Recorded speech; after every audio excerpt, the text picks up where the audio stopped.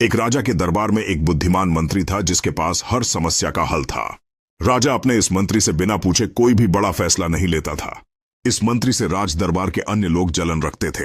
एक दिन राज दरबार में राजा ने अपने इस मंत्री से कहा, तुम इतने बुद्धिमान हो लेकिन तुम्हारा बेटा तो बेहद मूर्ख है। राजा की यह बात मंत्री को अच्छी नहीं लगी और मंत्री ने राजा से पूछा, महाराज आप ऐसा क्यों बोल रहे हैं? आखिर आपको ऐसा क्यों लगता है कि मेरा बेटा मूर्ख है? राजा ने कहा, मैं रोज सुबह जब जनता से मिलने के लिए जाता हूं तो वहां पर तुम्हारा बेटा भी होता है और मैं रोज तुम्हारे बेटे से यह पूछता हूं कि सोना और चांदी में से कौन सी चीज सबसे ज्यादा कीमती है। तुम्हारा बेटा हर बार चांदी ही कहता है। राजा की यह बात सुनकर दरबार में मौजूद लोग मंत्री पर हंसने लगे और मंत्री को बुरा लगा। मंत्री बिना कुछ कहे अपने घर वापस आ गया और घर आते ही मंत्री ने अपने बेटे से पूछा, सोने और चांदी में क्या मूल्यवान है? बेटे ने फौरन जवाब देते हुए कहा, पिताजी सोना।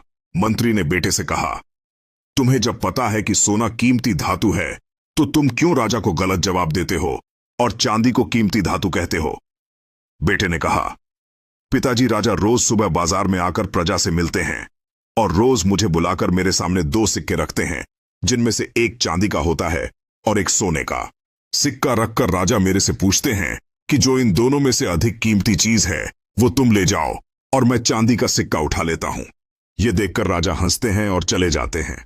मंत्री ने अपने बेटे से पूछा, तो तुम क्यों रोज चांदी का सिक्का उठा लेते हो? अब पूरा दरबार मेरा मजाक उड़ा रहा है। मंत्री की बात सुन बेटा उन्हें अपने कमरे में ले गया और वहां पर उसने एक पेटी खोली। पेटी चांदी के सिक्कों से भरी हुई थी। इतनी सारी चांदी देखकर मंत्री हैरान हो गया।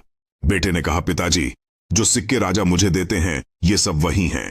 जिस दिन मैंने राजा को सही उत्तर दे दिया राजा मुझसे ये सवाल पूछना बंद कर देंगे और मुझे रोज एक सिक्का मिलना बंद हो जाएगा। ऐसा होने से मेरा नुकसान होगा। अगले दिन मंत्री ने अपने बेटे की चतुराई राजा को बताई और राजा मंत्री के बेटे की चालाकी से बेहद ही प्रभावित हुआ।